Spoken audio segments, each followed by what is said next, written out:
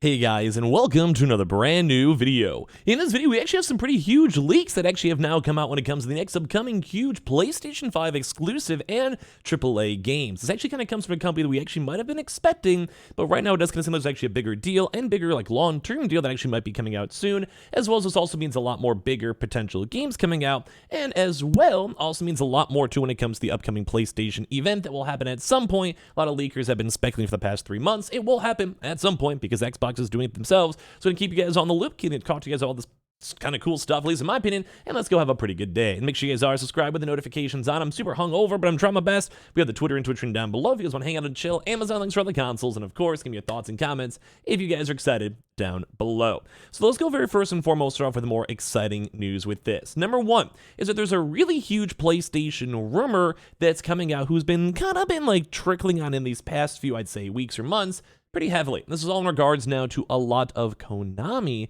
type styled games. Now, if you guys do not know Konami, I'm sure you guys do. Konami is one of the bigger game, like kind of sleeper IP game companies, where they have games such as Metal Gear, Silent Hill, and of course also Castlevania, but as well it also kind of goes in big stems up to from good old Kojima, where Kojima made Death Stranding and all the other various games. And there's always been like this big drama with their separation, the ownerships of the IPs, and everything else out there. And people have obviously been very, very upset that they don't necessarily utilize the IPs they have. They have had a chance to do a lot of like those Plinko machines and a lot of gambling machines and everything else, but people get upset because we're sitting on so many really good classic and as well futurely awesome AAA games. Once again, like a brand new Metal Gear Solid would be fantastic, or as well like even just doing remakes as well. So one big thing is we've actually been seeing a lot of rumors over here for a Metal Gear Solid 3 remake. Now, if a lot of you guys actually do watch my videos pretty consistently, we actually have covered the leak and rumors for Metal Gear Solid 3 before.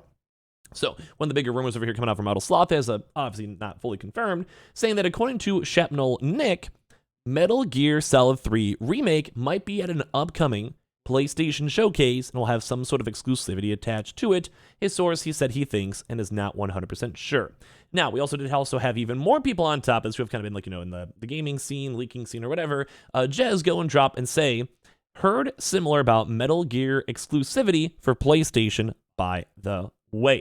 So let's go break this down first and foremost, kind of a bigger topic, at least in my opinion. Number one is that this is big. Number one, because this is also like kind of going into all the other various game genres. We've had a chance to go and dive into Konami. That's big. And as well, something like PlayStation's always had a little bit more of like a Japanese and kind of like Asian-inspired type connection. I think a good example of maybe Square Enix, or as well maybe Genshin Impact, where they for some odd reason kind of hit the weebs, like myself included, where they're trying their best to go and be like, hey, we want this. We want to have this game. We want to have this kind of genre of game. And while Xbox is kind of open to everything, especially now with Game Pass, they've always had a little bit more of their like kind of normie American-based, like, like Halo type style, Forza Gears, which is not necessarily like JRPGs or like a Persona or anything else. Now, I'm not saying that Xbox is against that, but we've kind of seen that kind of always leading towards that when it comes to PlayStation. So it would also make a lot of sense too with a Japanese-based company to also do stuff with Konami as well, which is also Asian-based too. So it's kind of like a win-win. It's like, hey, you have like all these unused IPs. Do you want to sell them? Konami's probably like, no, because we know they're worth a lot of money, and maybe as time goes on, might also keep on going up more and more. Gaming is always a growing industry. It's one of those things like, why not? So as well, PlayStation can be like, hey, we want to use these IPs. We'll give you like $50 million,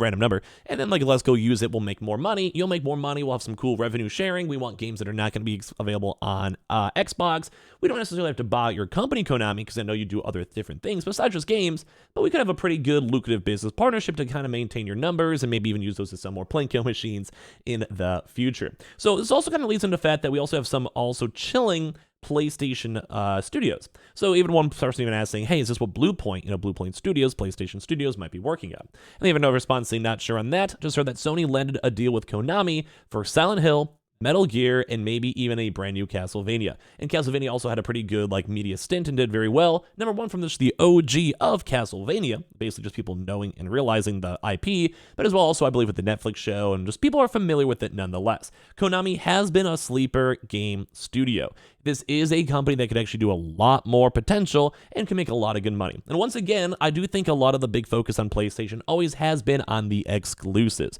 People want the exclusives. They want to make sure the games are good. They want to make sure the games are solid. One of the bigger things.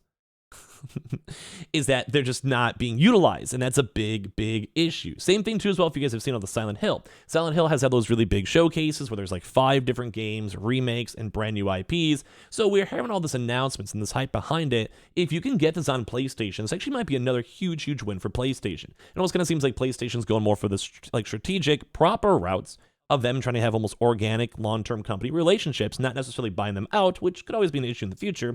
I think Call of Duty, you have a good deal with Activision, they might want to get bought out by Microsoft. In theory, it could be an issue, long term. It has been an issue the past year or so.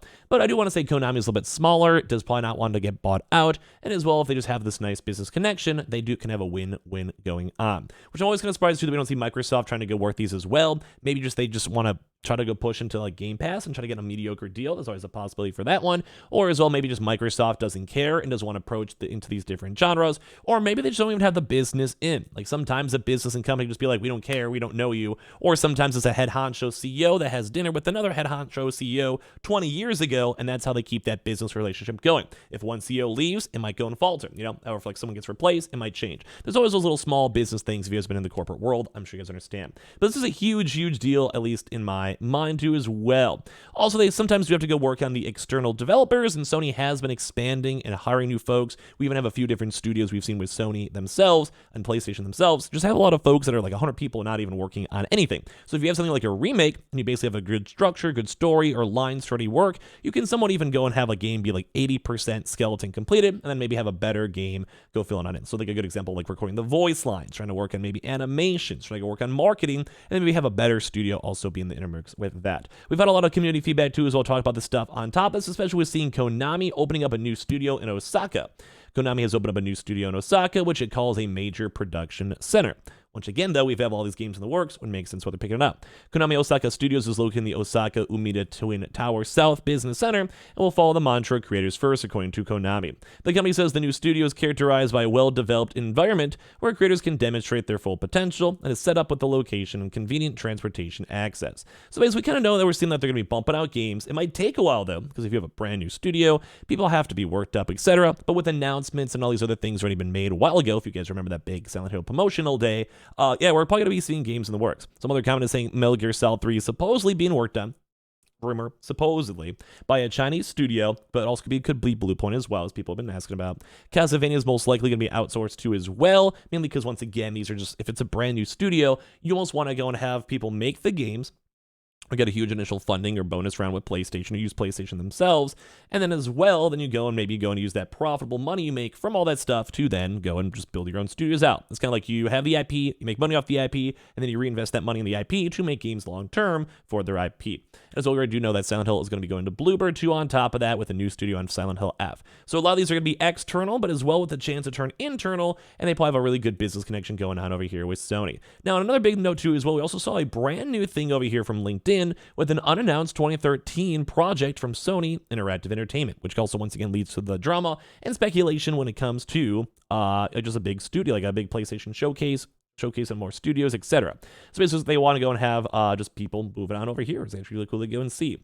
So yeah, I create photorealistic and stylized effects for film, television, and games. Melly's work film appeared on the MIB International, Welcome to Maverick, Top Gun Maverick, and Loki 2, and also did works on God of War Ragnarok, so Sony-based and connection, and also an unannounced project, which once again kind of makes a lot of sense of why it'd be, unannounced, a little bit more on the laid-back side. Seeing all these different types of games out here is always intriguing, and we're always seeing Sony trying to expand out here too even more. Now, for some little wind down news over here, we also are seeing the Lord of the Rings, which I'm a little smidgen excited for, that actually might have a 20-hour playtime. So kind of a chiller, weirder game, though. I'm not sure how many people are getting hyped up for this game or not, although it might be a sleeper hit. I'm not really sure. I'm just very excited myself for the, Breath of the Wild 2, or as you guys know, Tears of the Kingdom. I'll probably keep my kind of Breath of the Wild 2 just for my own sake as well.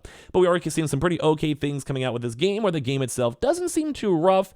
I'm not sure if I'm going to want to play this or how cool it's going to be or whatever it might be. I'm not really super sure. I'm definitely in the moods over there. As well, funny enough, Sonic Frontiers has somehow sold 3.5 million units. They have been having this game go up on sale quite a bit. I've seen it up here on Amazon, Walmart, etc., even online digital sales. There was also a pretty big, I think, overall patch for it. I still thought this game was really weird. I'm not really sure who exactly has been fully loving it. I'm not against it. I have literally no issues with it at all, but I kind of want to hear your thoughts if you guys did go check out the game yourself. And as well, all the other various stories here, I have a little bit of a cool news day. I appreciate seeing new games. Make sure you guys are subscribed with the notifications on. We have the Twitter and Twitch stream down below in case you guys like to follow. We also have the Amazon links too as well if you guys want to check out the consoles and all that good stuff. Leave a like, and I'll see you guys probably for one more little quick video. Enjoy your weekends, and I'm going to go and have some water and cry.